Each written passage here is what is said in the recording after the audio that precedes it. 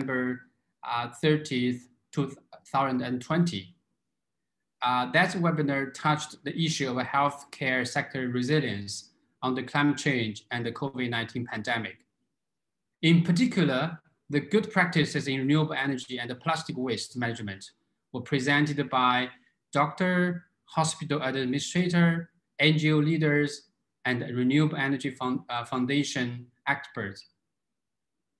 About 50 participants attended our first webinar, and they are from Philippines, India, Indonesia, Vietnam, Australia, and China. So today, the webinar series number 2 will discuss about sustainability and equity issues, which related to the COVID-19 vaccines. As we all realize, the COVID-19 pandemic is the biggest crisis of public health. It's also having very serious impact on our economy and the society in our modern time of globalization. The vaccine development has demonstrated that scientific innovation, hard working, and international collaboration can step up to meet the challenge.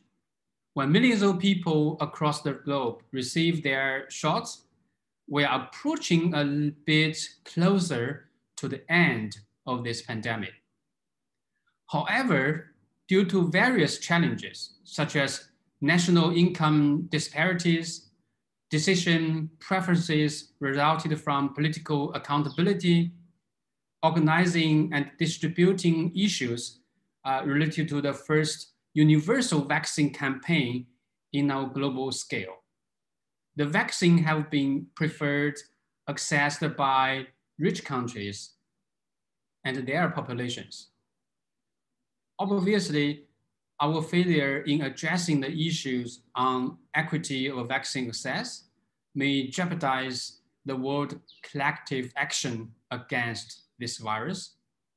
So it's good to see that both public and the private initiatives, which are directed by either the government of the big economies in the region or enterprises, international organizations, or NGOs, are working hard to making vaccine accessible to both the low-income countries and the vulnerable groups of populations.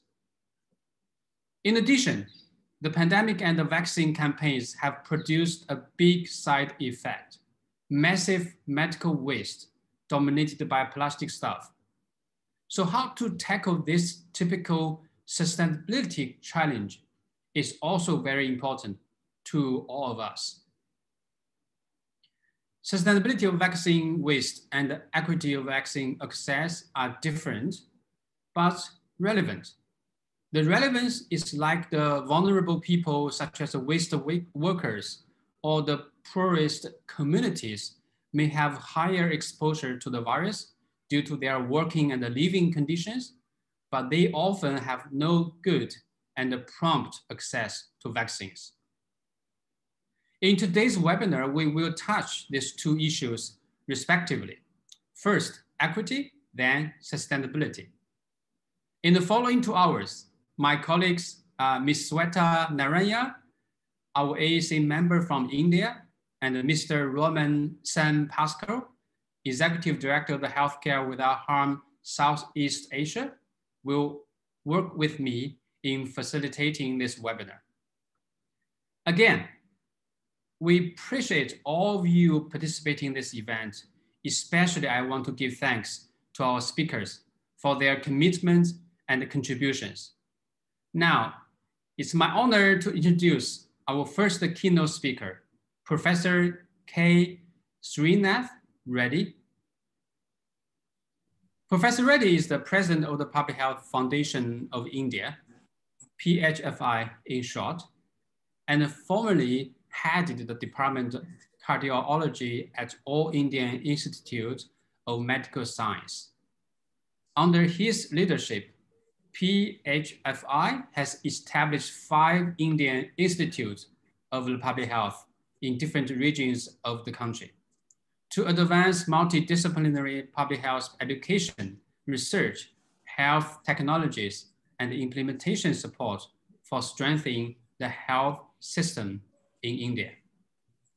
He was appointed as the first Bernard Lowe Visiting Professor of Cardiovascular Health in the Harvard School of Public Health in 2009 and 2013, and presently serves as an adjunct professor at Harvard and also the Rollins School of Public Health, Emory University, and honorary professor of medicine at the University of Sydney. He holds advisory positions in several national and international bodies. And he recently published the book, Make Health in India, Reaching $1 billion+. So Professor Reddy was president of the World Heart Federation from 2013 to 2015. To be honest, I think I cannot think another person apart from Dr. Reddy to kick off this webinar to give us his very insightful observation and analysis about the vaccine campaign in India and how that campaign and the policy development have the long-term impact for the future, particularly for the future's pandemic preparedness. So Dr. Reddy, it's really great to have you here. And now it's your time. Thank you very much. It's a pleasure to be part of this gathering and to discuss what is obviously a very crucial area of global health, not only in seeing how the global pandemic is creating a great deal of havoc in health, but also destabilizing the economic and social life of countries all over the world, and where the vaccine actually could be a very important key for an early return to a stable and sustainable future. So in that context, let me describe what India's global role has been so far and what it can possibly be, but what the challenges are too. In terms of India's role in the overall pharmaceutical and vaccine sector, it's very clear that India had, over the last few decades, become the pharmacy of the South and then the pharmacy of the whole world, with a very large number of drugs being produced in India, particularly in inexpensive but quality assured generic form and exported all over the world. And this attracted a great deal of attention in the last part of the last century, when the HIV pandemic was really striking terror across the world. And large number of people were dying in Africa because of inability to access high-priced drugs. And then it was the Indian generic pharmaceutical industry which actually ensured that they could export the inexpensive generic versions of the drugs to South Africa. That, of course, resulted in a legal challenge from one of the key manufacturers, Pfizer, which actually went and sued the Nelson Mandela government. That created a huge backlash everywhere in the world, including medical student movements in Yale and elsewhere too. And ultimately, Pfizer decided that they will withdraw the legal suit and then also supply somewhat subsidized medicines to South Africa. But that opened the door globally for the generic drugs to be exported in larger amounts, particularly among the low and middle income countries at a much lower rate. And even some of the pharmaceutical manufacturers who had earlier resisted some of these initiatives and continue to do so in various ways, decided they'll adopt two other strategies: tiered pricing, in which they would actually reduce the price for some of the developing country markets, or actually license for manufacture in the low and middle income countries where manufacturing capacity existed or could be expanded, and utilize that capacity for producing less expensive drugs because the cost of manufacture, especially the labor costs, would be much lower, and therefore have even some of the generics available for the international market through that kind of a licensing procedure. And now this actually became possible, as I said, because in 1971, India decided to move from product patenting to process patenting, and decided that generics could be manufactured, and that gave a huge fillip to the Indian pharmaceutical industry. Of course, after having entered the WTO regime from 2005 onwards, we are, of course, following the product patenting regime. But we also recognize that the generics that are already there in the market, or those which are coming off patent, can be produced in large amounts and then supplied to the global market to meet the global medical needs. And that pattern also has actually affected the vaccine manufacture. In fact, we became the vaccine supplier of the world in very many ways, particularly with the Serum Institute of India producing measles vaccine, tetanus vaccine, diphtheria vaccine, hepatitis, and many others. And especially for the child and maternal immunization programs, these have become the mainstay of global vaccine supply. The Serum Institute of India, for example, exports these to 170 countries at 1.5 billion doses a year. Therefore, it's not surprising that given this level of vaccine supply capacity in India and the role it plays in the global supply chain for essential vaccines, when COVID-19 hit, both the Indian manufacturing sector as well as the international purchasers started looking at India as a potential large producer of vaccines, which could not only supply the Indian domestic demand, but also the international requirements. And India was gearing up to meet that. And fortunately, at that point in time, when India started seeing a decline in its own first wave of the pandemic, by middle of September, the case count came down, and by end of September, the death count came down, and steadily they started coming down. And by early January, it appeared that at least the first wave had completely disappeared. Unfortunately, there was a feeling that we had acquired herd immunity, and that led to laxity. And now we are seeing the second wave spiking up again and spreading as well. But during this period, India determined that it was going to use its manufacturing capacity to export as many vaccines as possible. Of course, these had to be because they were being manufactured in India, whether they were developed in India and manufactured in India, or developed elsewhere in the world, or contracted to Indian manufacturers for manufacture. Either way, they had to pass the Indian regulatory approval. And in some cases, these regulatory approvals were stringent because they required what was called a bridging trial, which meant that these vaccines had to be tried in a reasonable number of people within India, and then pass the efficacy test and the safety test, even if the very large scale phase 3 trials of several thousands of people was not mounted, the bridging trials were still considered necessary. And this also led to some delay in some of the approvals. At the moment, we do have 2 vaccines which have received the regulatory approval. One is the Indian version of the AstraZeneca vaccine, which has been licensed for manufacture in India. And another is a vaccine developed in India by the Indian Council of Medical Research and then given to a private manufacturer for manufacture. But given these 2 vaccines that are available, and the fact that India began its own immunization program from January 16, at a period when it appeared that the danger had passed for India, though some of us believe that it had not. But nevertheless, India felt that it should be now engaging the rest of the world in terms of its supply. And it launched a program of what was called vaccine friendship. They did not want to call it vaccine diplomacy, but they said vaccine friendship.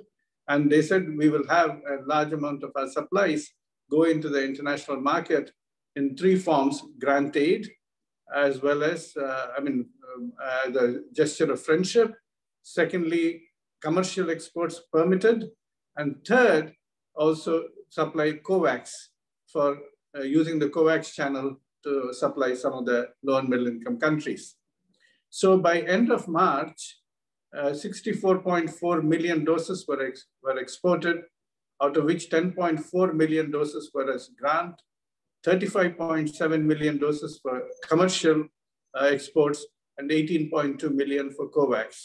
It was expected that we would be actually able to deliver more as well, but there were some constraints, and I'll come to that later on.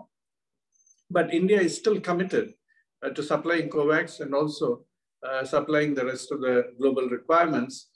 But there is now a competing demand domestically with the second wave coming and spiking very sharply. There is increasing demand among a number of sections in India that India should address its own needs first. So the government of India is trying to balance the needs that are domestic as well as the obligations that are international, both which are commercial obligations, which have to be respected, and some of the solidarity obligations which the government of India still wants to pursue in terms of as a gesture of friendship. Now, in terms of where we are in terms of vaccine manufacture, we do have some good news in terms of the capacity of multiple firms to use multiple vaccines for COVID. There are several firms and several platforms. Some of the pharmaceutical firms, which have really established a strong base and reputation for generic drugs, have also now started taking up vaccine manufacture apart from the traditional vaccine manufacturers. So there are two categories, as I said, those which are developed and manufactured in India, and those that are developed elsewhere and licensed for manufacture in India. And now virtually every single platform that is available for vaccine for COVID is being utilized by one or other Indian manufacturers, and some manufacturers are using 3 or 4 platforms.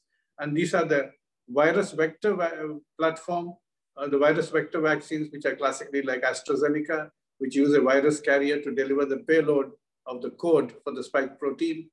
Then there is a completely inactivated whole virus vaccine, which has been developed in India and is being produced, and that's also now being exported. Then there are virus particle or virus protein vaccines. There is a DNA vaccine. There is also India-made mRNA vaccine, which is also being developed and trialed.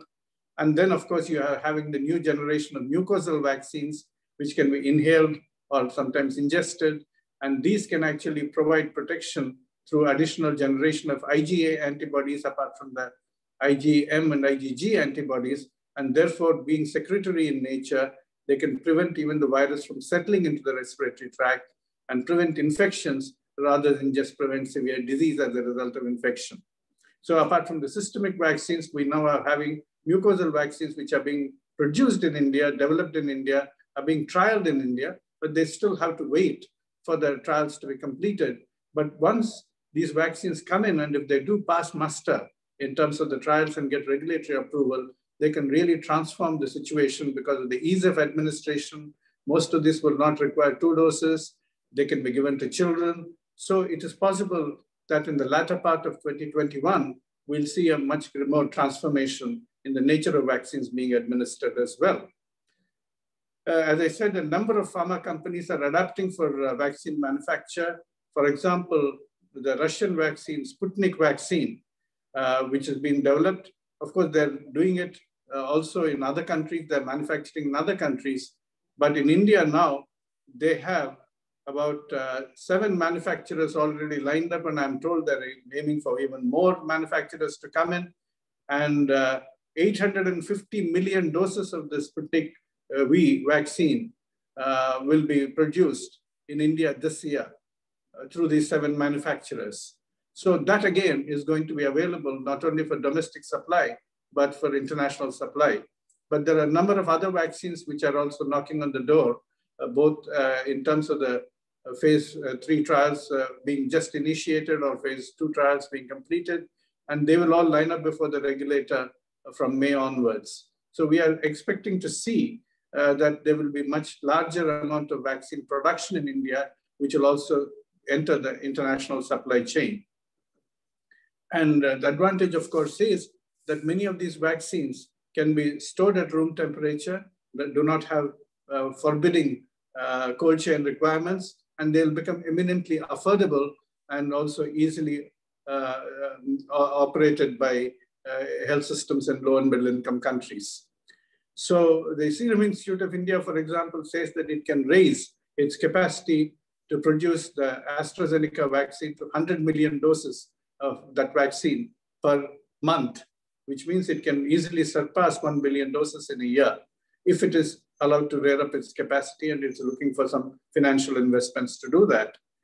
But while these are all affordable and easily deliverable vaccines, there are challenges. There are challenges which are both domestic, but also in terms of, we also recognize that there are international challenges as well. Some of these are technical challenges, some of which are international, non-technical, trade-related challenges. In terms of the technical challenges, the Indian requirement of having a bridging trial, even if the vaccine has been approved by a respected international regulator outside, asking for some efficacy and safety to be demonstrated in India, certainly delays the process. And now there's a debate going on in India whether for such vaccines, whether we do require a bridging trial or we can straight away go ahead with licensing. But that is a decision for the government of India to take. Then there are also the problems that have suddenly arisen because of the AstraZeneca vaccine. The restrictions that were placed in Europe led to a lot of second thoughts even in India. Now the Indian regulator also will be examining. But given the assurance that there is only 1 in 100,000 probability of a serious adverse event of like clotting with AstraZeneca, and the WHO also has stood by that vaccine, it's likely that most of the world will continue to take it, maybe with some exemptions for young women not being administered, but we'll have to wait and see. But it is the global challenges that become very particularly problematic. For example, there are supply chain interruptions that are happening. And just to tell you what's happening, 2 of our vaccine manufacturers have gone public expressing that the Defense Production Act of the United States of America, which was invoked by the Trump administration, essentially to give a fillip to the domestic industry for the COVID response, whether it is testing kits or personal protection equipment or vaccines, also restricts exports of anything to do with COVID abroad. So which means that basically what happened there is that some of the ancillaries or some of the raw materials required for the manufacture of some of our vaccines being produced in India got stalled in terms of the supply chain. For example, specialized bags and filters, cell culture media, single-use tubing, specialized chemicals. These became difficult to obtain because of the restrictions in the global supply chain, because of the American Defense Production Act.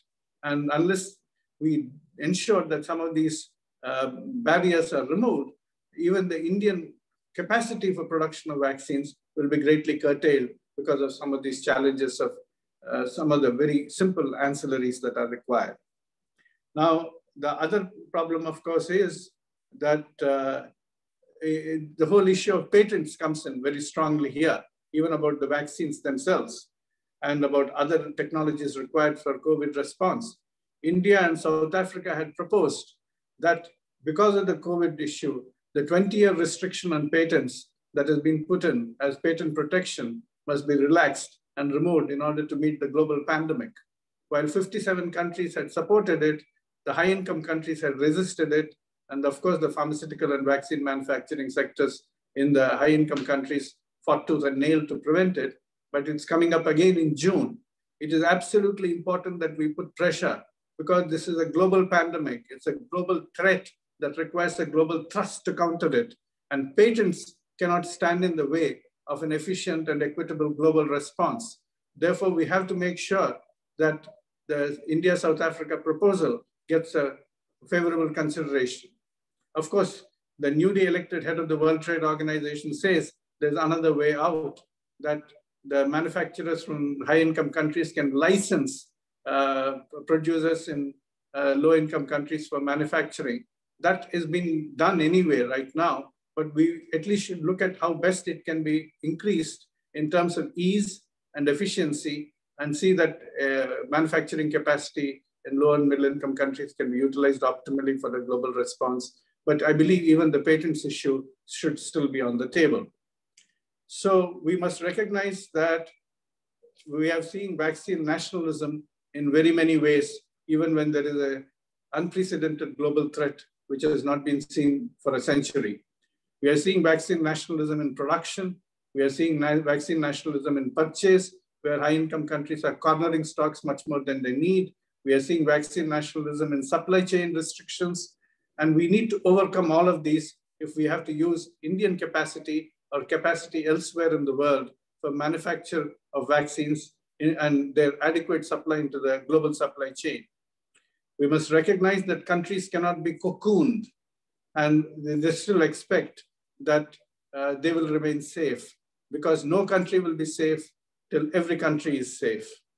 We must recognize that while the impetus for global health came in the last century from a sense of shared vulnerability because of the SARS pandemic, as well as the threat of global bioterrorism, the momentum for global health must be created in this century by shared values of global solidarity, of universal health coverage. And the COVID-19 pandemic is a very good time to demonstrate that. And the unfettered production and supply of vaccines to all who need it across the world should be absolutely important. And it is, as I said, no country will be safe unless every country is safe. As the song in the Disney world, all the Disney, whether it's Disney World or Disneyland, wherever there is a Disney facility, the song plays out. It is a small world after all. And Walt Disney had produced it as a tribute to UNICEF, for the children of UNICEF. But the message is that it's a small world, everybody is interdependent, and we need to stand united. And if India's vaccine production can contribute to that spirit of global solidarity, then Indians will feel proud and will stand by that principle. Thank you. Thank you very much, Professor Reddy. It's really great presentation and talk for our audience to understand not only your insightful observation about Indians' vaccine campaign and the policy development, but also beyond the border of India. I know it's really challenging time, but I think you give us a very strong signal that we need to put aside some struggles or some debates. We need to put the public health crisis addressing as our first and the highest priority. I hope the Indians vaccine manufacturing industry can really step up, and by working with all other counterparts in other countries to help people who in a vulnerable situation or also in the low income situation can really have the access to the vaccine as soon as possible. Thank you again. And I would like to give the facilitation task to my colleague, Mon. Mon, can you please introduce our next two speakers, please? Yeah, thank you very much, Ang, and I'm really grateful and privileged hearing Professor Reddy a while ago. Now, to reinforce the earlier elaboration of Professor Reddy on vaccine access and equity, I'd like to introduce the first reactor, so to speak. He is from Vietnam, Dr. Nguyen Dak Trung. He's a researcher from the National Institute of Hygiene and Epidemiology, and as I understand, is also part of the Ministry of Health in Vietnam. And we're really happy to have you, Dr. Nguyen Dak Trung. The floor is yours, please.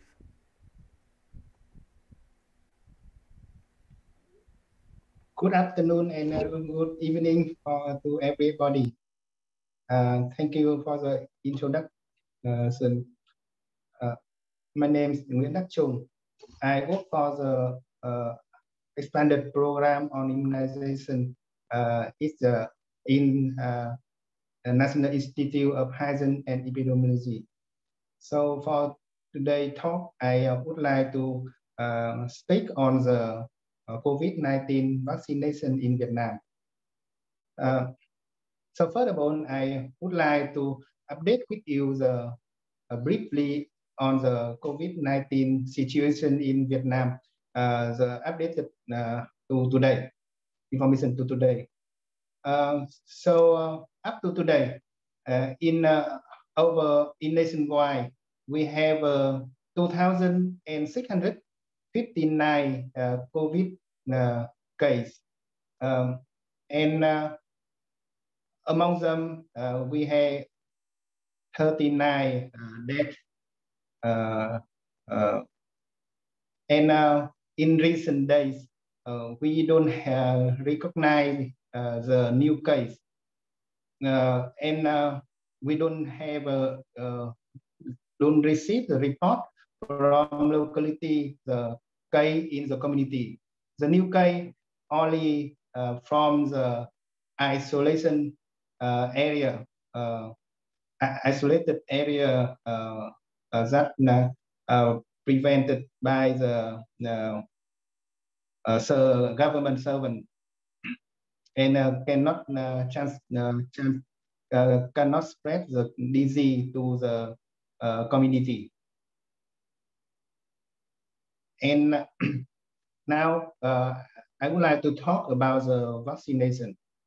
In Vietnam, the government have a direction, the MOH, to have a plan for the COVID-19 vaccination very soon.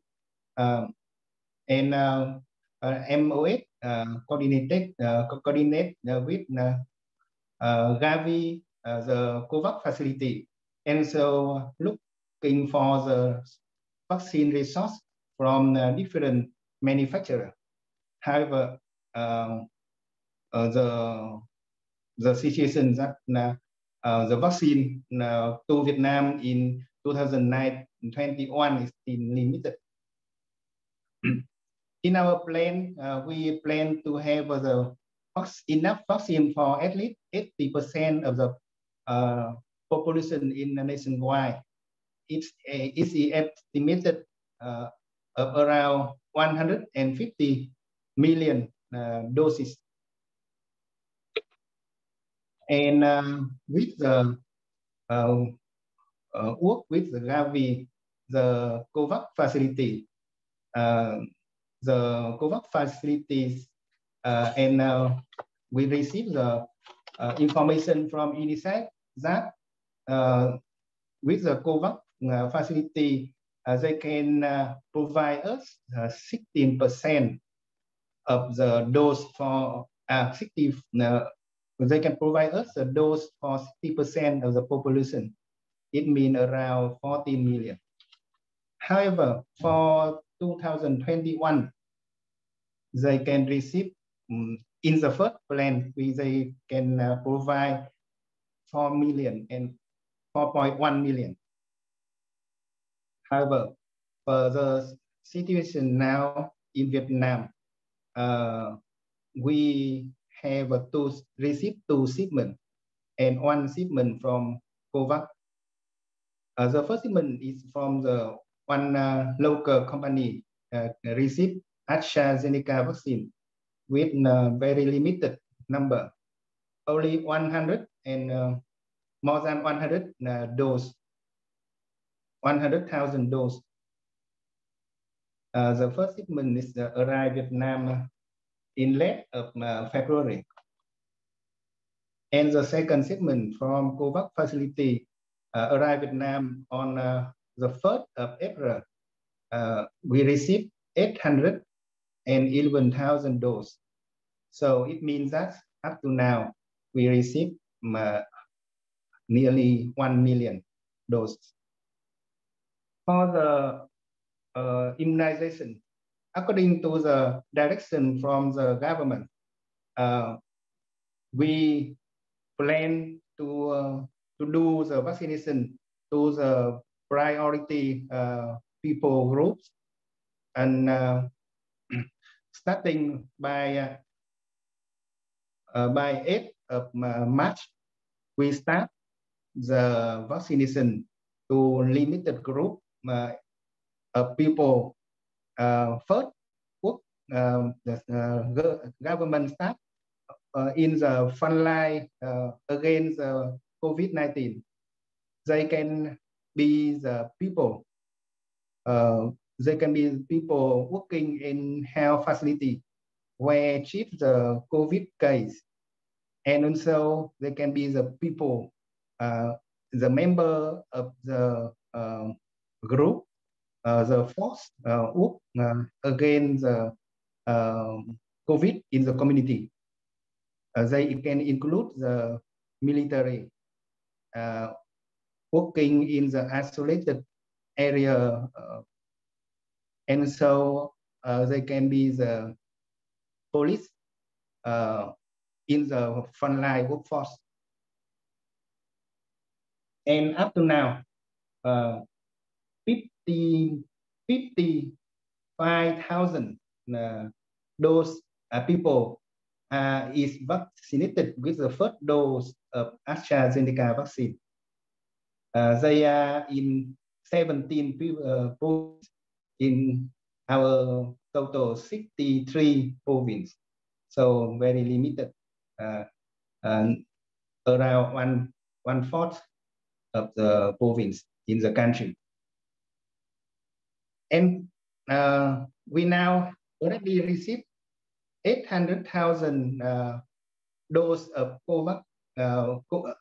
AstraZeneca vaccine from COVAX facility. And we are now starting with the vaccination. This vaccination, we aim at 63 per 63 province. It means we cover all province. However, the vaccine can cover only the 10 priority group. They include the first, the people who work in frontline area, healthcare staff in the health facility, and they can be the people who going abroad, who is a diplomatic going abroad for the long term, and so can be the custom, and can be the people who do the most necessary service, like the people working in the airport, in the transportation, who provide the electricity or water. In this 10 priority group, we also can have people, poor people in the high epidemic, in the area with the case, and so as a priority people. The government now, the government also the MOH still looking for the resource. MOH contact with many different vaccine provider. However, still difficulty, not clear when and which vaccine we can receive from outside. The only vaccine can be for the vaccination now only the AstraZeneca vaccine. I think that that's the main point I briefed with you on the vaccination of COVID-19 in Vietnam. So I am very happy if you can have any more questions for more information on the vaccination in Vietnam. And I hope I can answer the question. So thank you. Thank you for your attention.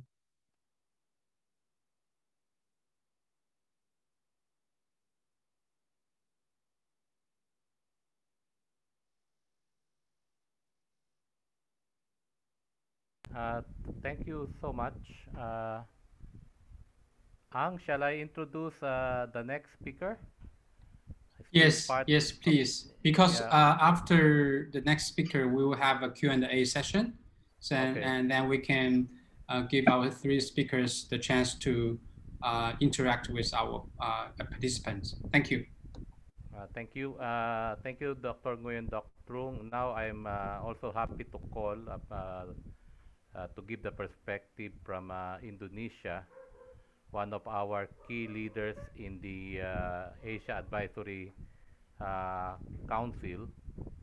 May I introduce to you Dr. Suherman, who is the former National Coordinator of the Health Promoting Hospitals in Indonesia, and as I said, currently a strong leading member of the Healthcare Without Harm Asia Advisory Council. Dr. Suherman, please. Thank you, Mon. It is grateful for me. My name is Suherman, have already introduced by Raymond. I would like to share about the situation about the COVID-19 vaccination in Indonesia. I would like to start with my presentation here. And also, please, Pat, could you continuing to the second slide? Based on our situation in Indonesia, the graph shown on the, we call that every days and every month, we are already calculating about the how to find the test of the for the COVID-19, and we have accumulated until the September 2020. We looked at the number of the COVID is to become higher, and we don't know how is the package will be stopped. And the third, the next slide, please. We showed that in Indonesia, we have already observed from the 24 COVID vaccine with various of the country was a manufacturer, and then we have the vaccine with the differentiation platform with the mRNA inactivated, the ND, and so on. And we know that we look also about the test among the COVID situation, because in our country we have already checked for the 36 COVID vaccine, and then 9 of the COVID-19 vaccine has been entering the first 3 phase of clinical trial. So it is very important for us before the Bureau of the Food and the Drug Administration can also giving the what we call is about the emergency use for the vaccine. Next slide, please. The objective of the COVID-19 vaccination is lowering morbidity and mortality due to the COVID-19, achieving to herd immunity to prevent and protect public health, and protecting and the strengthening of the health system in the comprehensive manner. So the maintaining productivity and minimize social economic impact. This is the amount objective. Next slide, please. We have already targeting of the COVID-19 vaccination.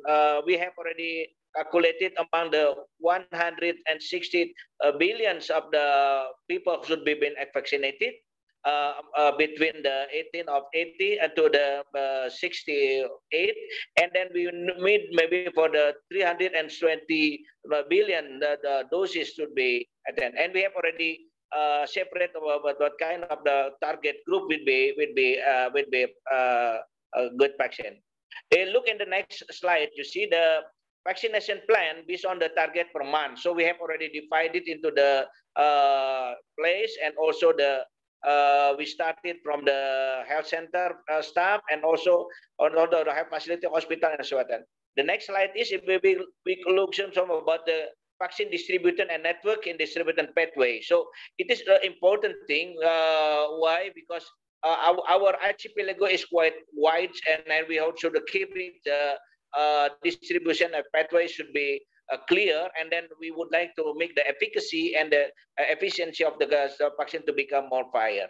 Our distribution is very, we also using the airplane and also the shipboard and so on to make the vaccine at that time. Maybe it can come into the every islands and the third that. And then what we have already, next slide, with vaccination operation activities, where we look for the survey, readiness acceptance study, we have preparation and coordination, determination of the COVID vaccination degree, preparation of the clinical data until the rapid convenience of assessment survey coverage was introduction and evaluation. Because this is using the university who has already successfully to guide the Indonesian vaccination to be start with the Pajajaran University in Bandung, and also we included Bio Farma at the same time, because Biopharma is maybe already mix our vaccine from the every country and maybe maintain and also packaging in biopharma and distribute by the biopharma agency. The next issue is about the priority group of assignment. We started from the group based on the WHO recommendation because we know that the wide advisory group of experts on immunization, WIXAGI group, as well we report that from Indonesian technical advisory group, the immunization according to the WHO roadmap about the considering the purpose. So we using the recommendation from WHO to how to make the priority group. We started from the health personnel, and so we also the public servant, and also to the elderly people, and also to goes planned by based on the vaccination ready in Indonesia. Then next, maybe the vaccination stage. The next. In the first phase, we started from January 2021 because we after finishing study phase 3 phase by the university and the biopharma. After the finishing that, because we use the Sinovac vaccine from the China to start it with the people, and then we would like to provide in the 24 province will be reached by 1 billion health workers. So this is the vaccination state. And after that, we would like to vaccinate it to the public servant, like also the mostly belong to the we related with the public servant like that one. The next vaccination stage, in the second period, we would like to achieve because with another vaccine, we have already the second recommended vaccine by the Bureau of the Food and Drug Administration. We use the AstraZeneca. AstraZeneca will be supported with the to the elderly people and also to the other staff like that one. But in case of the AstraZeneca, we would like to also looking for the number. The next slide with the number which is very wide because. A lot of the requirement should be scenario like the population above than 18 years, efficacy rate maybe around 60 to 80, the coverage among the herd immunity is above than 70%, and the population already had immunity, the number should be above than 136. 1,000 people, and for the first vaccinated and the second vaccinated were above than 181%. So totally we need for the vaccination for Indonesia is about 4,260 doses for the total vaccination.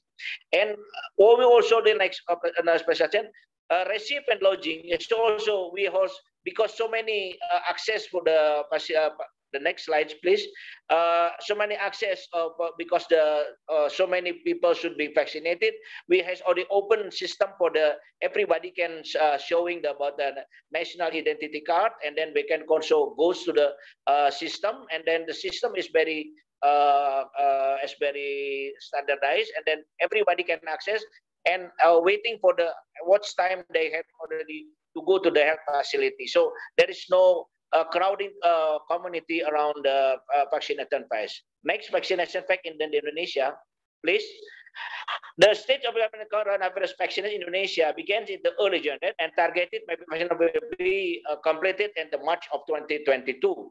The implementation is supported by the regulation from the Ministry of Health and also the Ministry of the Bureau of the CDC of the Ministry of Health, and we would like the 6 vaccine brand of the in Indonesia will be used, like from Biopharma itself, like AstraZeneca, Sinovac, Moderna, and other.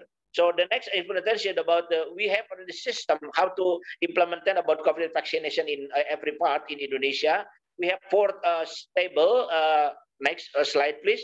4 table has been standardized. The one for the registration, number 2 for the screening, and the number 3 table is for the vaccination, and number 4 is the for observation of the impact of the vaccine itself.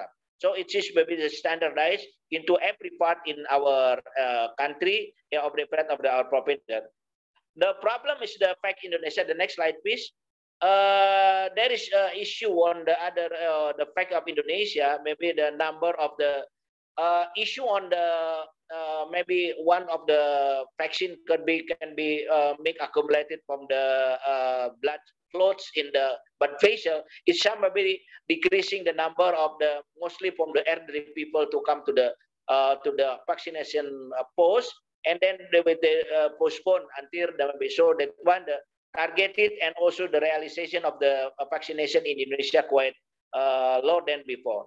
So in the next vaccine rollout, you see, like the next slide, please. We looked at the daily vaccination dose to administer in the federal people. So this is the number of the achievement of the people who have already been vaccinated in our country day by day. So we monitor the Ministry of Health, and everybody can access with the system. And as other vaccination fact in Indonesia is about the what we call. So far, 25 million people have been received the first injection, and only half of the million of them have been injected twice. This is the problem why we should care about the future, about the impact of the herd immunity. Other issue is would like to show in the next slide, please. This is the roadmap from the Ministry of Health about the vaccination procurement targets in the March of December until under December.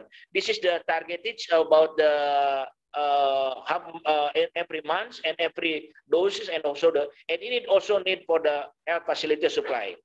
This is the next slide is about the COVID-19 vaccine supply barrier today in Indonesia. You know that it is not only the policy about the vaccination and procurement, and also the facility of the how many money should be allocated by the budget of the government, and also for the corporation and also the private. So this is the combination among like India state that we have already mobilized all of the resources because the government has already been, and we would like to prepare how to put the next agenda about the vaccination successfully. So we hope that maybe the supply barrier today in Indonesia to become solved in a short time. And the next, I think about the this is the picture of the what we have already done in Indonesia. The first vaccine, the first people who has already received the vaccine is our president. This is the next thing. The president, why? Because the people of Indonesia say, if the president's is about the rumor and also the hoax among the vaccination in Indonesia, and hope that after our presidents have already been vaccinated, all the government, all the mayor, and also the bupati has already been as a figure person, and also of the celebrating people who has already been facilitating. And last but not least, maybe all other people of Indonesia, because we are Muslim, we would like to get the halal vaccine, also not only about the Bureau of Drug and Administration, but also we also receive the certification from the members of both of the religion leader to recommend about the vaccine is very clear and also halal from the citizen. This is my presentation. Thank you so much for the watching, and hopefully it will be success for the night. Thank you, Mon. Thank you so much, Dr. Thurman. I'll turn it over back to our chair, Ang Xiao, please. I think we have three very senior speakers talking about the different countries' situations. And I think we have about 10 minutes for our audience and for our participants to raise questions.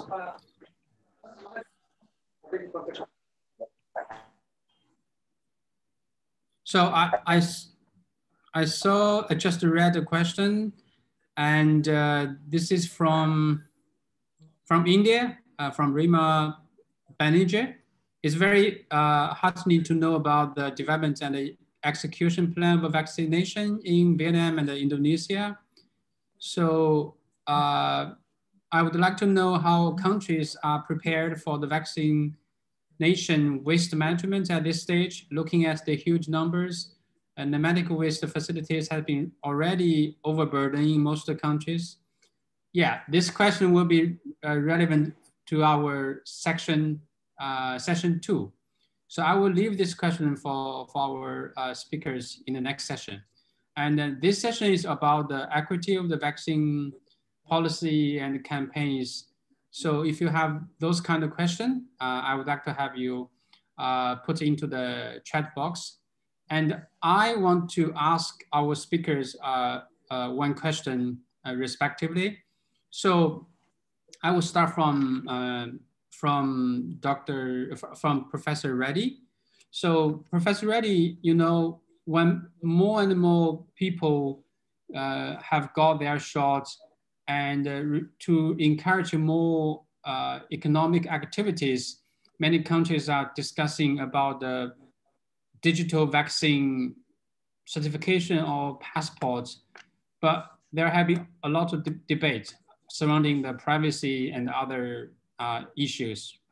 So how do you understand how can we use the passport, use the good way to move the economy back to the normal, and using something to keep, I mean, like the vaccine approval certificate. How do you give us the advice? This is a question for Professor Reddy. And the second one is about the vaccine hesitancy. So I would like to have Dr. Chuang to address this one. So do you face this challenge in Vietnam? If you do, and how do you cope with that challenge? Because many people who are vulnerable and exposed to the virus, but at the same time, they have very high level of hesitancy to get their shot. And for Dr. Schuherman, you know, how do you, in Indonesia's vaccine campaign, how the government think about the procedures, particularly to help the vulnerable populations, like the waste workers and the very low income communities? For them, have they got the some sort of the opportunity to have access to the vaccine in the first place, or maybe in the priority? So I hope our speakers can answer the question as quick, as short as possible. And let's start from Professor Reddy.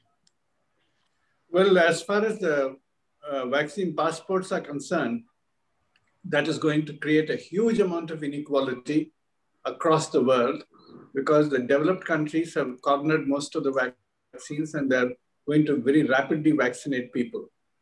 And it is going to result in a considerable amount of discrimination against the lower income countries, where the vaccines are not available immediately, not affordable, and the vaccine ramp up is going to take a long time.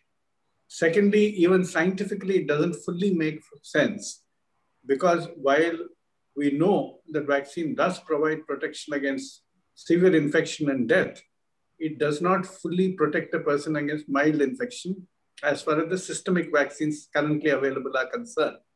And while the evidence on transmissibility also is not fully available, it is likely the transmissibility will be reduced to some extent, but not entirely.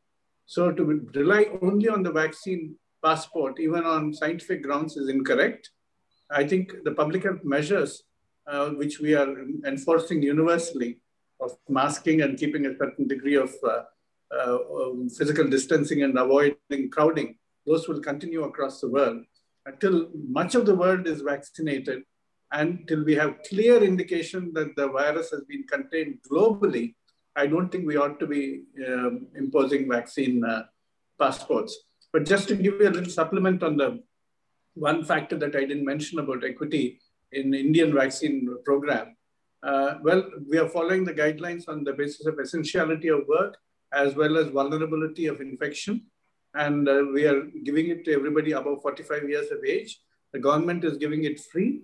The private sector is allowed to charge only up to $3, little more than $3, out of which about $2 comes back to the government for the vaccine cost. So essentially, it's a very heavily subsidized program. Okay, thank you, Professor Eddie. I just want to add a little bit a relevant question upon that one, because you mentioned about the regulatory process of the vaccine vaccine licensing. For if major economies like China, India, they have their own process, and as far as I know, China only recognizes its own vaccines. Yes. So for people who have other vaccine shots, they cannot avoid the quarantine period of time if they travel to China.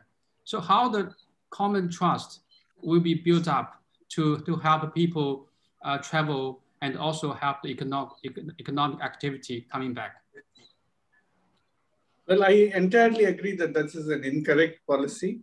As long as a global authority like WHO recognizes any particular vaccine as being efficacious, that should be respected. I think we must have all the data scrutinized by an international agency. But again, it is important for us to follow the public health precautions much more than just insisting on vaccine passports. At least till we are confident that the pandemic has been contained in different parts of the world, because we still do not know how many of the people vaccinated will get reinfected even with mild infections and can transmit, and how long the immunity lasts. Till all those questions are answered, we ought to maintain our precautions but not discriminate. Okay, thank you very much, very helpful. So let's move to our Dr. Chuang. Can you address the question I just mentioned? Thank you. Yes, thank you for your question, Angel. About the vaccine hesitancy. Up to now, Vietnam use only AstraZeneca vaccine. So, in fact, we have to deal with the vaccine hesitancy in the vaccination in Vietnam, because as beginning of the vaccination, we also hear on the media have information on the case of the serious adverse event in Europe, and so the death in Korea or somewhere like that. So it's serious affect the vaccination in Vietnam. So for the vaccination, we have some strategy for that. First of all, we give priority to give vaccination to first the health staff who work in the health facility, who day and day have to expose to the COVID case, and it means that the serious of the transmission from the COVID case may be higher, very much higher than the AFI that the health staff have to receive when we receive a vaccination. And also after receive the vaccination, the health worker can say something on the media, on the Facebook, on the training course to the other health staff, other people who coming to the vaccination post to get the vaccine. So it's very, that some kind like the example to know for the public, for the community to know the AAFI is still there. However, if we prepare good, maybe everything is okay. And the second thing, we conduct, at the beginning, we conduct the vaccination at the health facility, with a very good preparation for the vaccination. We have some team for the anti-shock prevention and treatment, and team for the follow up the case. And we ask the people, the vaccinee, to stay at the vaccination site for longer. And not only 30 minutes, and so maybe more. And so we require them to take care of themselves for more time. Not only 1 day, 2 days, but 7 days or more, up to 14 days. And any case may serious happen to the vaccinee, they should immediately inform to the healthcare facility doctor to know and to on time respond for that. And for the communication, to answer the question of what happened when receive the vaccine, we report to the public every day the number of the people receive vaccine and how about the adverse event. It can be seen on the media.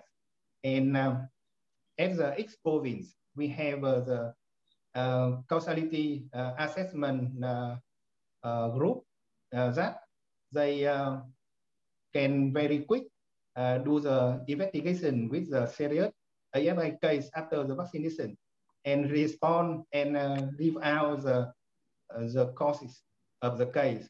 And many of that may be the normal case, not too much serious case. And the quick answer to the public and meet the requirement of the public and may reduce the hesitancy in the people.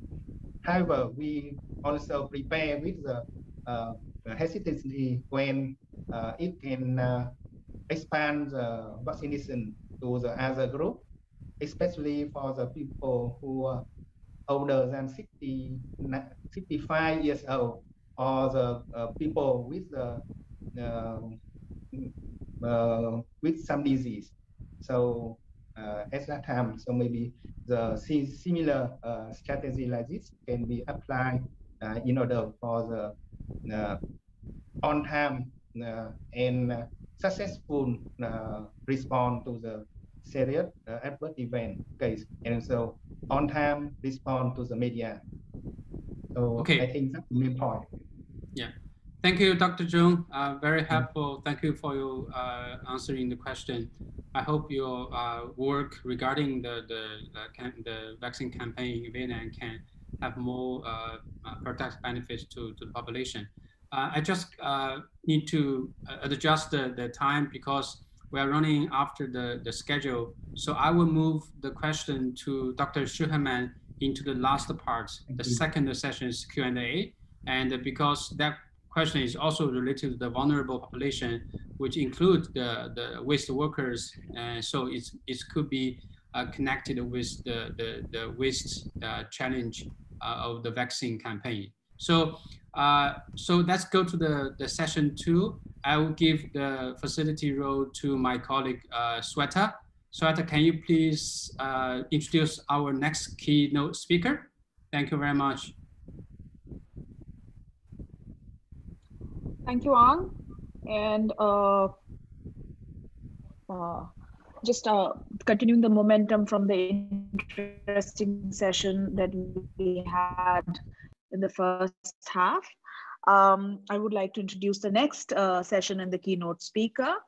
And just to kind of, and there's been already a question in the chat box about vaccine waste, but we have seen that COVID-19 is not only just a public health crisis, but it's also an environmental crisis. And through the last year, we have seen challenges, health systems having challenges in disposing COVID related waste. Sweta, your voice is breaking. Your voice. Seen several images of COVID waste just lying around, masks being thrown, disposed all over, even found in oceans. And in the last year, we've seen a resurgence. Okay, is this more, is this better audible? Yeah, I'm sorry, switching off. I'm going to switch off my video. Yes, please do.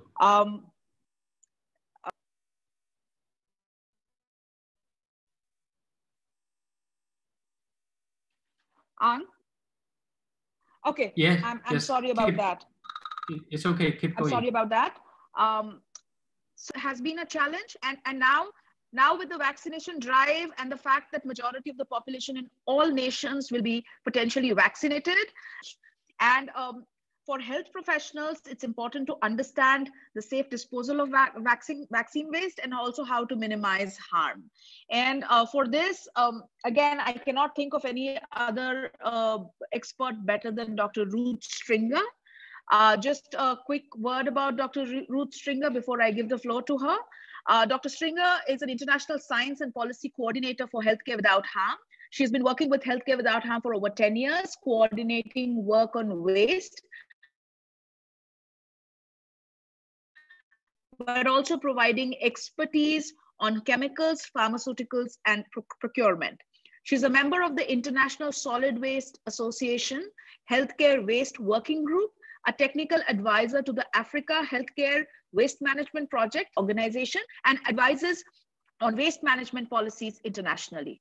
She maintains the organization's database of sustainable technologies and promotes sustainable technologies for low and medium income countries. This includes supporting partners in Africa and Asia to implement waste autoclaving and develop biodigestion as an option for materials such as food and pathological waste that can be hard to manage in places with limited waste disposal infrastructure. Dr. Ruth Stringer, it's absolute pleasure to have you in this webinar.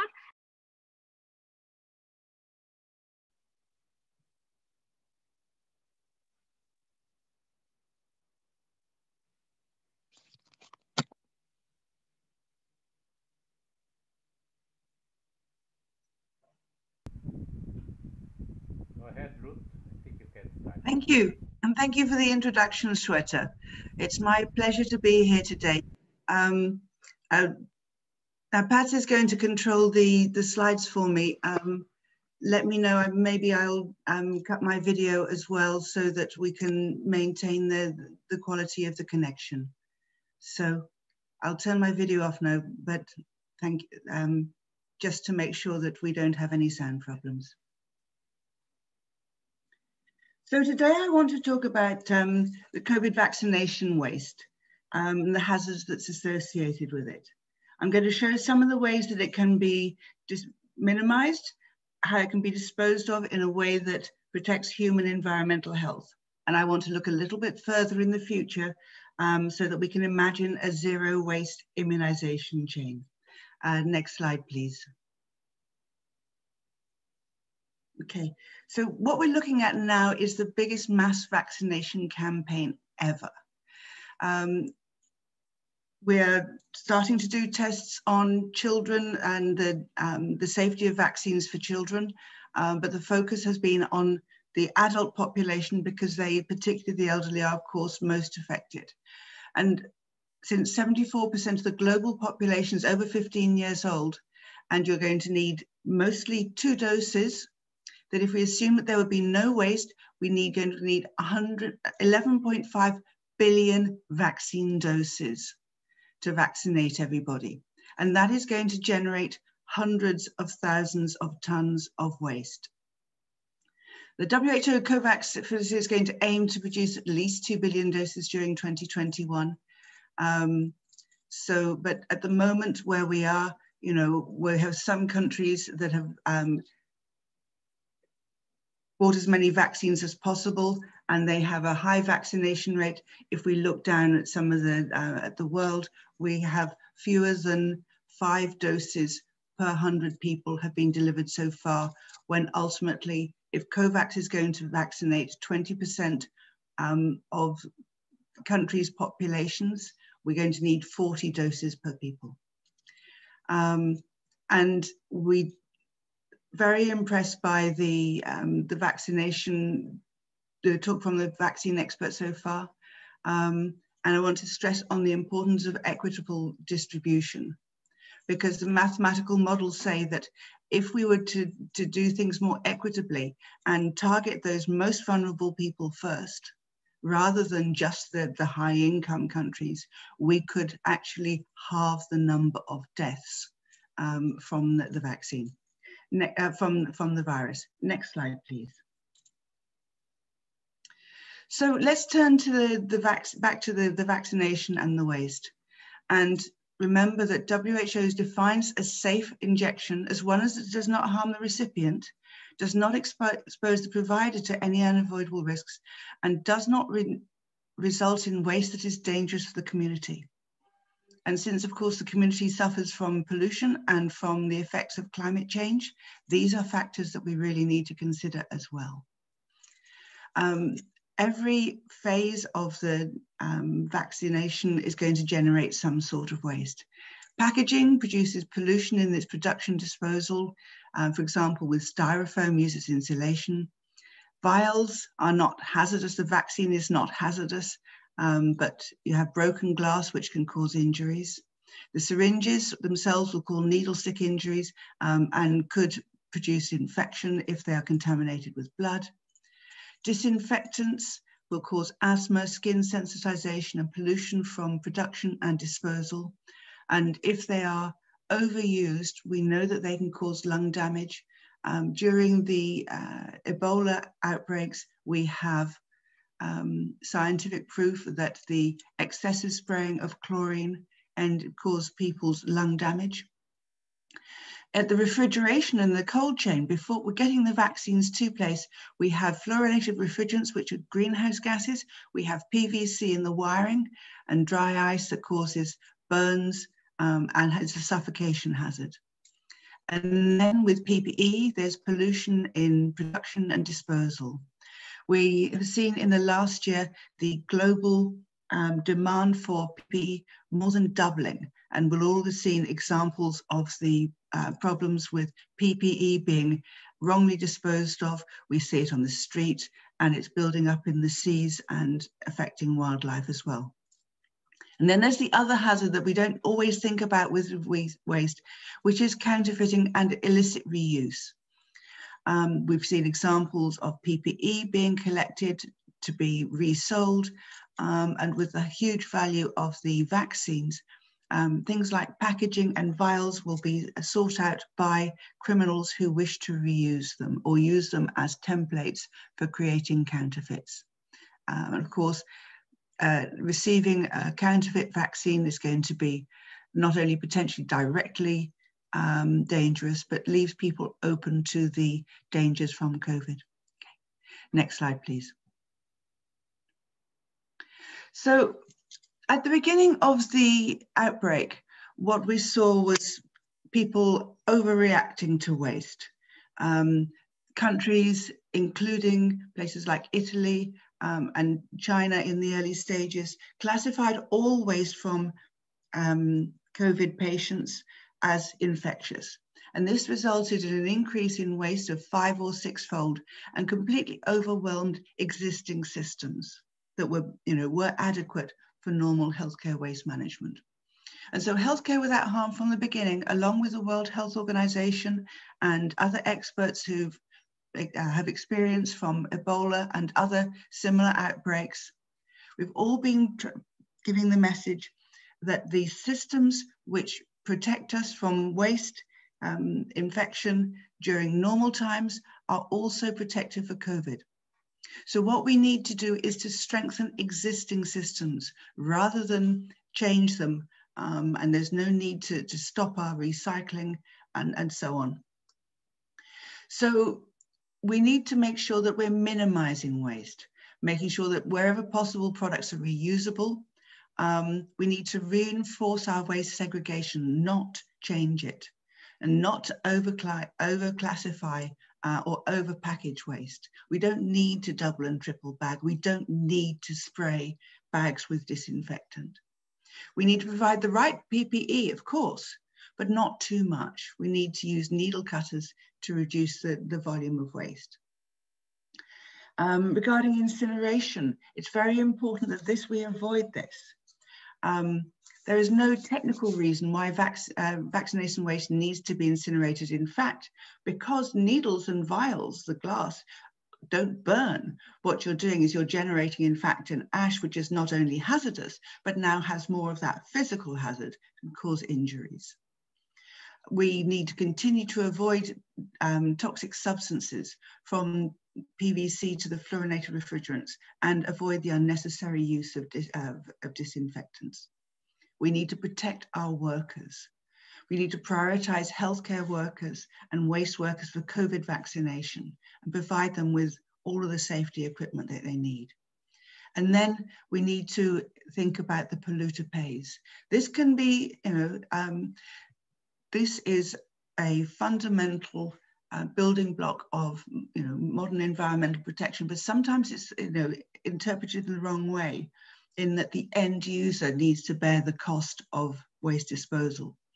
What it really means is that the entire value chain needs to take responsibility for their waste.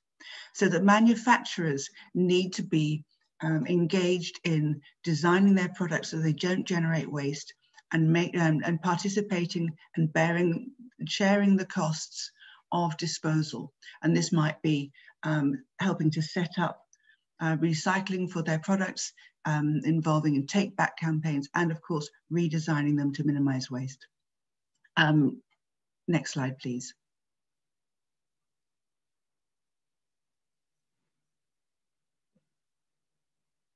So we are coming into this situation in a backdrop where only about 30 to 40% of countries have any sort of solid waste management system. So it's critical as part of the vaccine rollout to be planning for waste management. To start by reviewing the national legislation or international legislation where it doesn't exist, to estimate the amounts of waste, to map the suitable waste treatment centres, and to make sure that the vaccination sites are within reach of them. Organised collection and transportation to bring it back to the disposal sites, and that is a thing that's very often missed. To formulate a detailed plan, and then to make sure that the financing resources are there for that from the very beginning.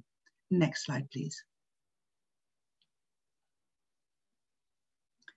So let's think about minimization and the delivery. We need to look at the manufacturing and the international transport and commodities through the cold chain. We need to think about packaging and shipping. We need to think about disinfection and hand hygiene, personal protective equipment, and syringes. Next slide. So we need, for waste minimization, one thing that's often overlooked is that we need more local production. The powerhouses of places like India in global vaccine generation are really important, but there are a lot more countries that would be able to do it. And local production increases local employment, reduces transport costs and the carbon footprint. We can produce more PPE locally because it reduces the vulnerability of countries to fluctuations in the international market. When there are fewer manufacturers, then the people with the more resources are able to grab that market and leave those lower down the queue without any. And things like alcohol, hand gel, of which there was such a shortage early on, it can be produced locally. There's WHO recipe that is openly available, and so that hospitals can generate their own. We also will reduce the amount of refrigeration that's needed to do this.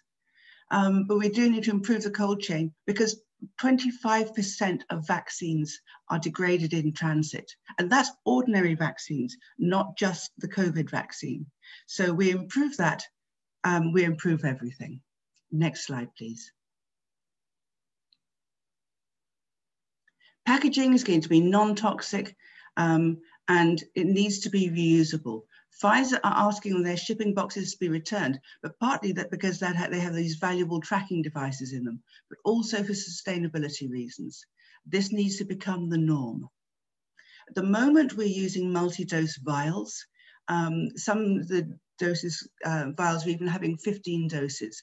And that's really important at the moment because we need refrigeration space, but it increases the chance of errors and accidents.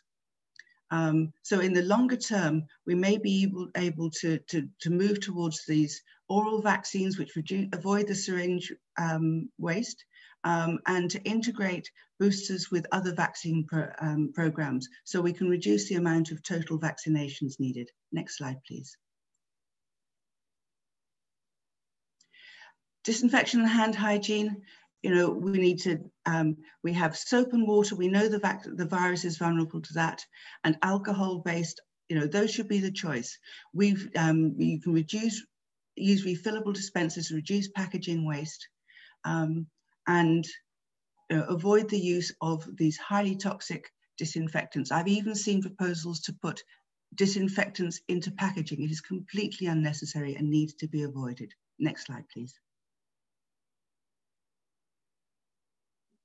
Regarding PPE, we need to use the correct PPE, but we're actually seeing a lot of overuse, particularly where you see publicity photos. People will be wearing gloves, they'll be wearing aprons, and face shields and so on. This isn't necessary.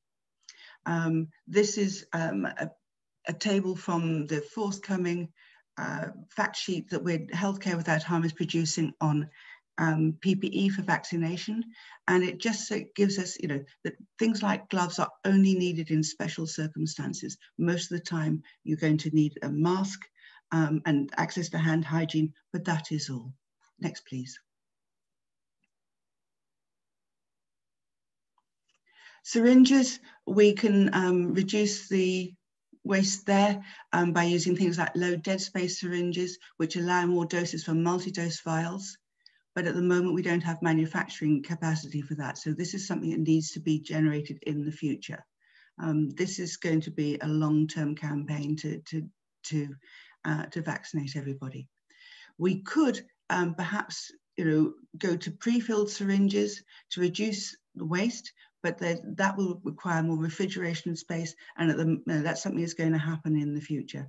And as has already been mentioned, these oral vaccines or even the mucosal vaccines, which are in the early stages of development, could reduce the need for syringes at all. Next, please. So now we've given the vaccination, we need to look at the waste disposal, and we've got a range of different things that will happen here. Needle cutters, reusable sharps containers, worker protection, and then recycling of the waste. Next, please. And the key thing here is, first of all, reverse logistics.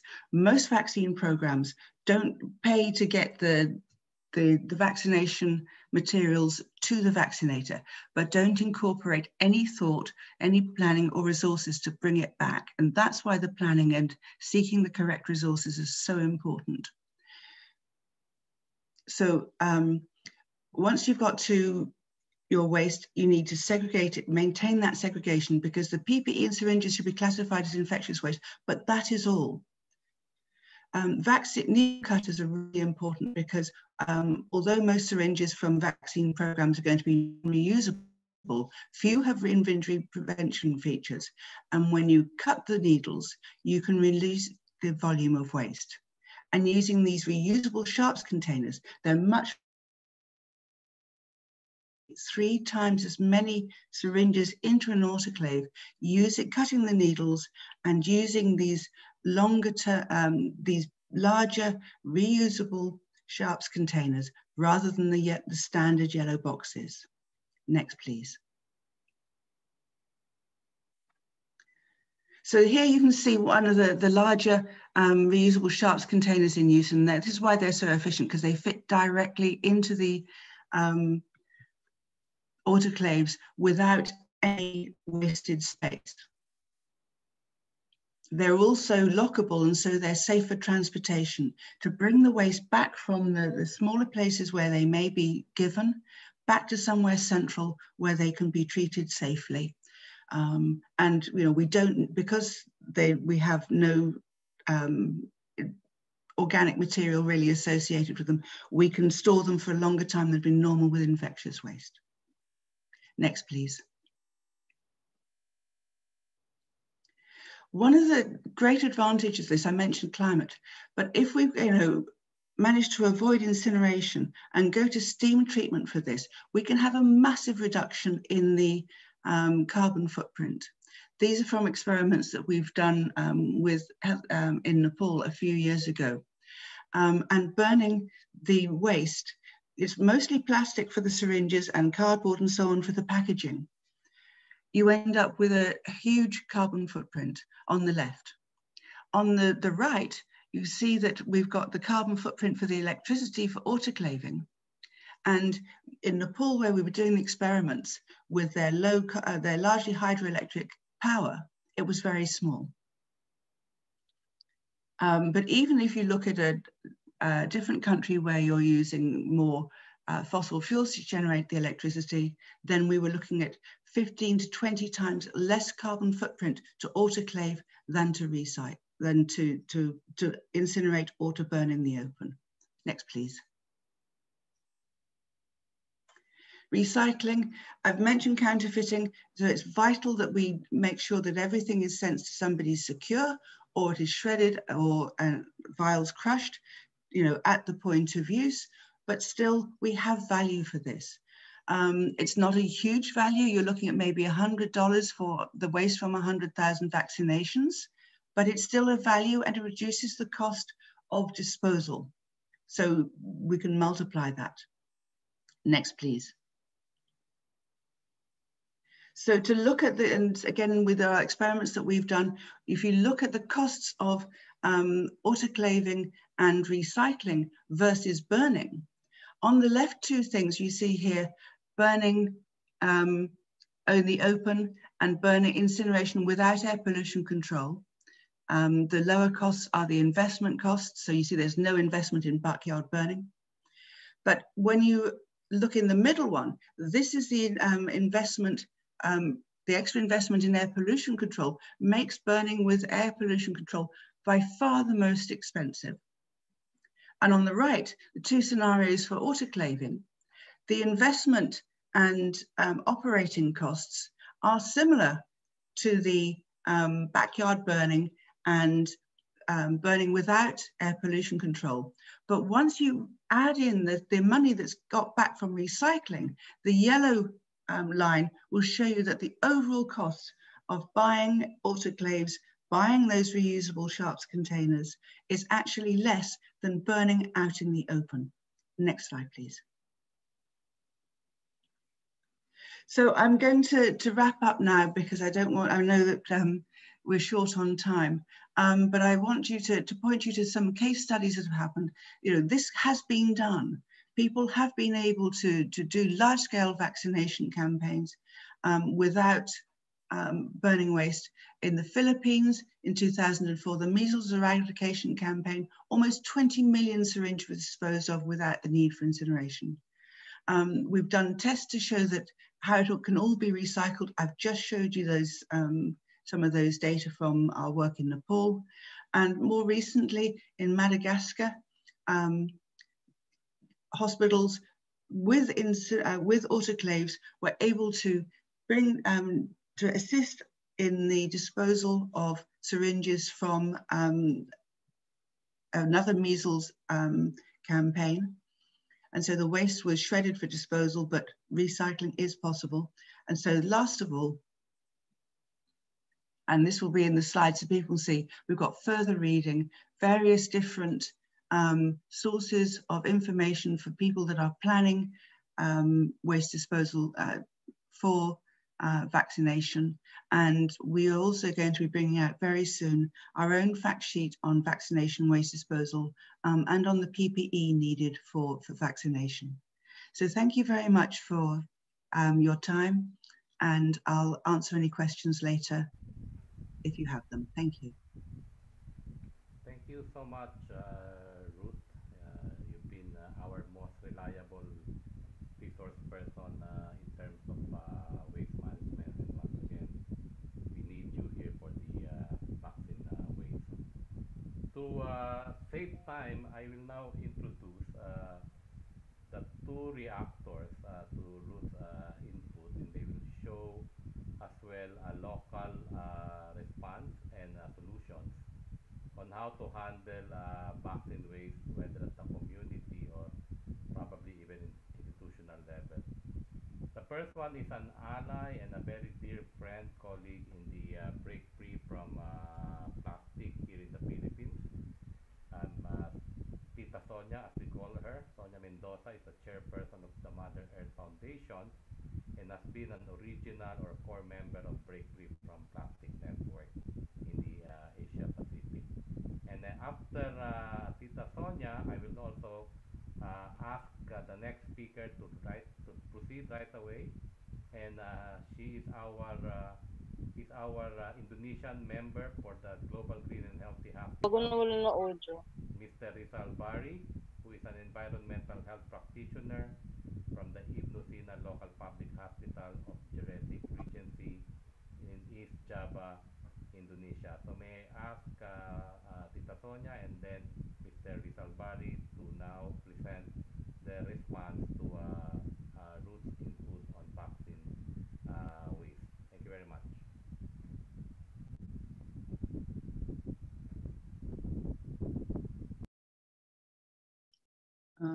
Good afternoon. I Yeah, think Pat will share my screen. Okay. Okay, next slide, please. Now about the COVID-19 vaccine, which I got already. And as you can see, some use gloves and some don't. And I say that gloves are unnecessary in doing the vaccination. Next slide, please. So the common ways that I see here in the vaccination in the Philippines, the syringe, the plastic syringe, the vaccine glass vial with rubber stopper and aluminum cap, and some use gloves, then face mask, the plastic packaging for the syringes, which is plastic, and cotton swab, and the plaster or Band-Aid to put in place the cotton after vaccination. Next, please. So, as you can see from Ruth's presentation, then we just have to disinfect and sanitize this waste because some are recyclable, like the vaccine, the glass vial, and the aluminum caps. And also the syringes, they are made of plastic and can be recycled. And for me, even the needles, if they are disinfected, can be sent to the metal recyclers. And those other wastes, like the gloves, cotton swabs, the face mask, if they are disposable, should be sent to proper disposal in the landfill. There should always be proper segregation of this waste for proper management. Next, please. So for our recommendations for community workers, the reusable personal protective equipment such as reusable masks and work gloves should be washed after daily use. The segregation of the above wastes should be strictly followed for them to be properly managed. And disinfect all vaccine wastes before transfer and disposal. Just, the virus can be addressed by using soap and also 70% alcohol. No need for the toxic chlorine bleach. Next, please.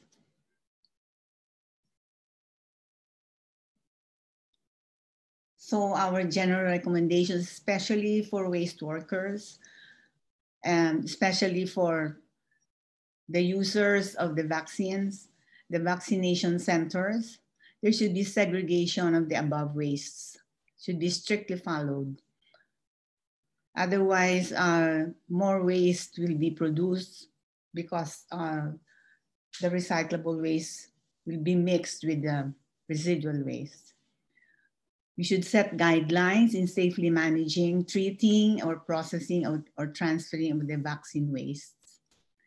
And there should be study for alternatives on disposable medical supplies being used for vaccination, because as we can see, reusables can also be used in place of disposables in the vaccination process. So next, please, that would be all.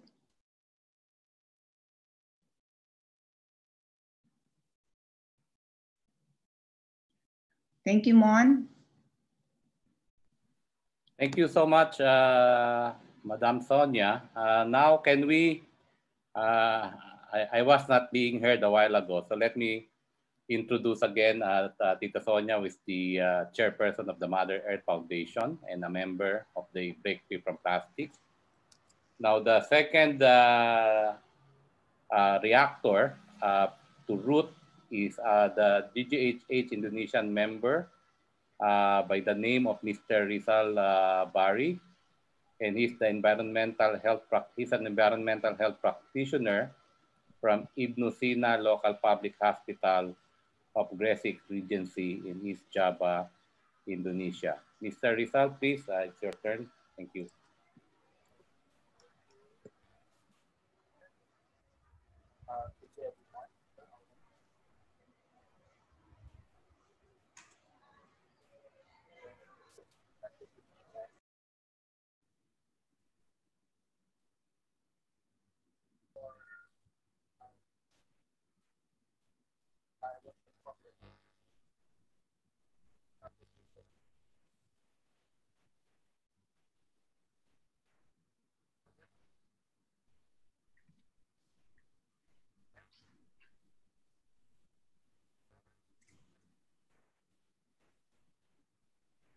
Hi, Mr.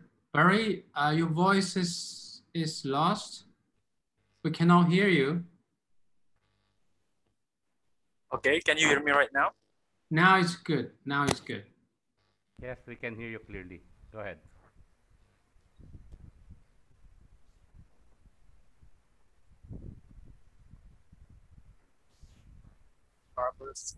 Aspects.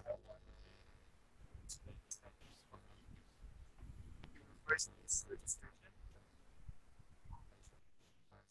Again, your voice is missing, Mr. Barry.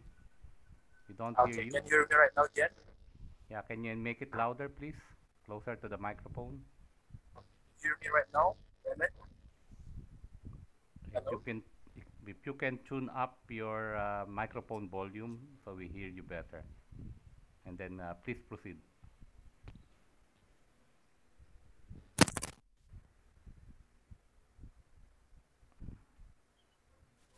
Can you hear me right now? Better, yeah, that's very clear. Yeah. So for the step of the vaccination in our hospital, it's the first registration, where the patients show their identity card and give us their phone number to register on the program. And after that, they go to the screening section where they are check the health condition as well as the blood pressure and the body temperature. And if they are qualified, they go to the vaccination. And after that, they are observed for the 30 minutes to see if there is any medical side effects of the vaccine. So move to the environmental sustainability aspect. We have waste management, medical devices, PDEs, and certificates. For the waste management, we are doing several segregation. First is the vaccine files. So before it go to the treatment, we recount it on the pharmacy to verify the vaccine using. And also if there is any medical side effects of the vaccine, we can investigate it through the vaccine file waste. And we also have regular medical waste such as masks, cotton swab, and gloves. And also we have sharp waste and septic blocks like needle and syringes. So all of these three segregation are based on the national regulation, and these go to the treatment and go to the landfill. For non-hazard waste, we also have several options. First is disposal with municipal waste. And if it's recyclable, like the packaging of the vaccine and also the paper cardboard, it goes to the hospital recycling center. For the packaging of hand wash or sanitizer, we return it to the pharmacy first before we go to the treatment. So our treatment is disinfection, washing, and crushing. And after that, it goes to the hospital recycling center. For medical devices, we use non-mercury-based medical devices for screening. As you can see, the vaccinators are using a thermogun and also digital or anaerobic blood pressure monitor. For the PPEs or personal protective equipments, we suggest to avoid overusing PPEs, but no less and no more. And also we suggest to wear usable protective clothes or suit. And as you can see in the pictures, the vaccinators are wearing surgical masks, gloves, a usable face shield, and usable vest or gown. There is no need to use hazmat suit because it's not COVID-19 isolation room. So the transmission of COVID-19 is very, very low or even zero if you are wearing proper PPEs. Next, this is the e-certificate. So this is the initiative from the central government. So after the patients are vaccinated, they will get the link through the text message to the phone number that they have been registered. So it contains the link of the vaccination certificate that can be downloaded on the internet. So it creates the paperless system. Next. Okay, so this is the insight of our vaccination program, especially related to the environmental sustainability. So the first is the rational use of PPEs as well as wearing reusable PPEs significantly reduce the amount of waste generated. But moreover, hand hygiene and physical distancing must be conducted frequently. And the procurement of recyclable resources reduces the amount of waste to end part treatment. In our case, we procure the recyclable sanitizer of hand wash and hand rub. And for multi-dose vaccine vial, the injection must be improved. In our case, we have to collect 10 people that to be ready to be vaccinated, because once the vaccine is opened, it only lasts for 4 hours in the temperature room. So we have to be collect 10 people that ready to avoid the vaccine waste. But it's according to the vaccine that you use, according to the volume. And the last is make sure the vaccinators are already vaccinated. This is very important to give the vaccinators the secure feeling during they do their job. So that's all of our presentation. If you have any question, you can chat us through the chat. You can ask us through the chat box. Thank you.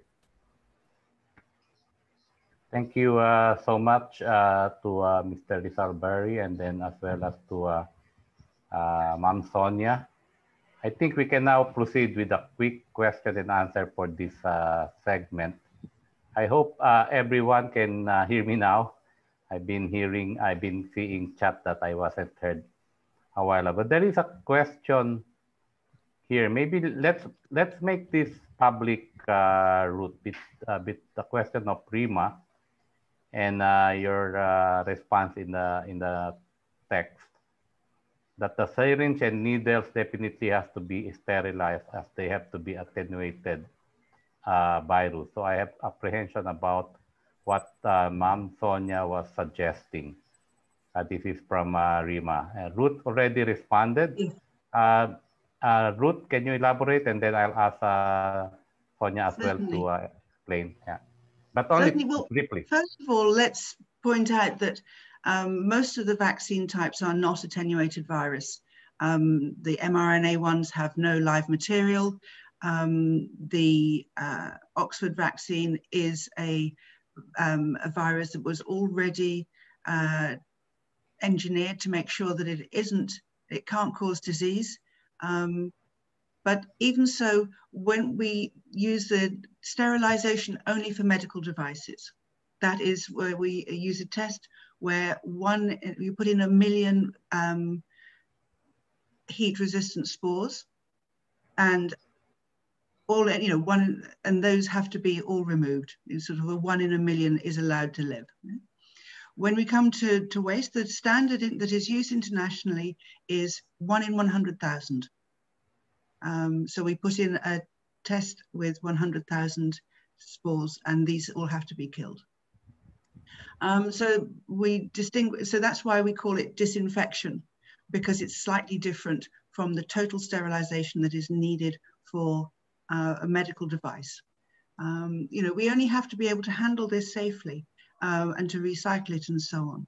It's not going to be, you know, coming into direct contact with, you know, with us. So it, you know, that different level is established internationally, and it's absolutely perfectly safe. I mean, you know, I could actually argue that we don't even need to disinfect the syringes because they're not going to be containing blood. They're, you know, intramuscular injections where, you know, the needle might have, you know, will have a tiny, tiny amount of blood, almost impossible to cause infection from it. But so anyway, we do have this high standard of disinfection for autoclaving for waste, and it's marginally different from stuff for medical devices. And that's why we use the term disinfection, but it's very strong protection. Okay. I hope that clears things up. Thank you, Ruth. Tita Sonia, do you want to say your piece on that question? Yeah, I would like to thank Ruth very much for explaining it scientifically, because I mean, sometimes we overkill. So I think when you disinfect the needles and the syringes, they can be recycled already. Thank you, Ruth. Thank you, Sonia. This is a question to Mr. Rizal Barry. Your description of the processes is being done in a hospital context, right? What if the vaccination happens in other places, such as sports stadium or even churches or in some big public places? The same standard of the vaccine process and waste management would be observed as in the hospital. And this is for Mr. Rizal Barry and for the others as well. Because in the Philippines, vaccination is happening in different places, not necessarily in a hospital setting. All right. So basically, the procedure of the vaccination outside of the hospital is the same. So the Indonesia have the guidelines for the vaccination programs. The West also have the guidelines. So yeah, I think the difference is we innovate like the hand rub and hand wash recycling. So this is not the guidelines, but we make by ourselves. So the vaccination in the hospital and outside of the hospital is the same. Yes. Okay. And also the waste management is the same. The vaccine pilots need to be segregated and we count it again. And the other segregation like regular medical waste and the septic box is also the same. The three segregations for the medical waste. Okay. If I might add briefly, that's why I stressed in my presentation the need for these reverse logistics. Very often, the resources are provided to get the vaccination materials out to the to where it's needed. Just what they call the last mile, but there's nothing to bring it back. So we have to plan for that and include that. But these large-scale reusable containers, like I said, we made them from aluminium. They're very robust, they're lockable, so you can bring stuff back. And that has to be part of the planning process. Otherwise, you're going to end up with the waste in places where they've got no option but just to put it in a big heap and burn it. That's happened for far too many years. We're in a once in a generation situation here where we've managed to do unprecedented things like building hospitals in 10 days. We've done so many things that they used to say was impossible, and bringing the vaccination waste back to somewhere central where it can be treated is one thing that they've said for so many years is just impossible. It's perfectly possible, just needs the planning, resources and the will to do it. So now is the time. And this is going to, we're going to be vaccinating. We save millions of lives every year with vaccination.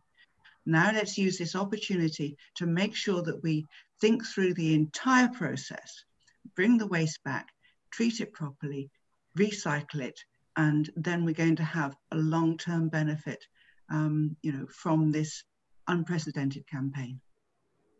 Yeah, just to cite an example, Ruth, in our guidelines here in the Philippines as released by the Department of Health in January, it says here, this is about managing healthcare waste in the time of COVID vaccination campaign, that all healthcare waste generated in the COVID-19 vaccination activities shall be categorized as hazardous waste under the subclassification of infectious waste. And the guideline is applicable not only in hospital setting, but even outside of healthcare setting. So us here in the Healthcare Without Harm is a bit worried about this a very big umbrella categorization that everything coming off from vaccination activities is categorized as hazardous waste, even classified as infectious waste.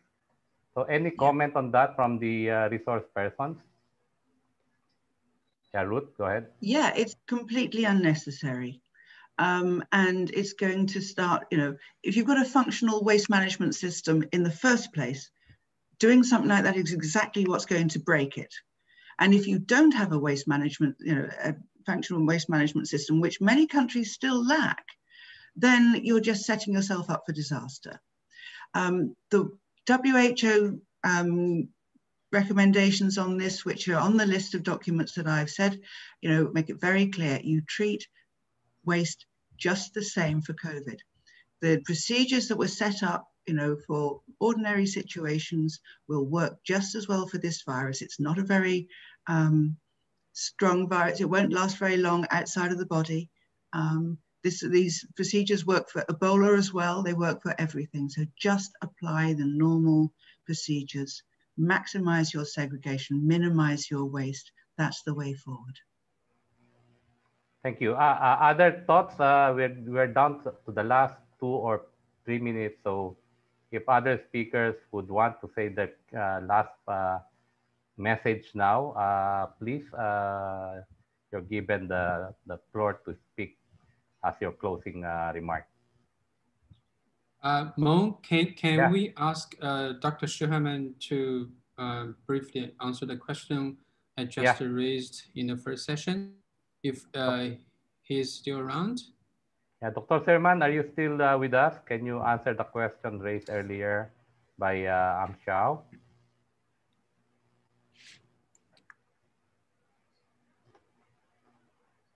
Is he still with us? Okay, maybe not. No, maybe not, yeah. It's not anymore here with us. Yeah. Okay, we can have more discussion within our AAC members. He will join us at the group meeting next week. Yeah. That's okay. Yeah. So therefore, may I ask Ruth and Rizal and as well as Sonia on their last key points before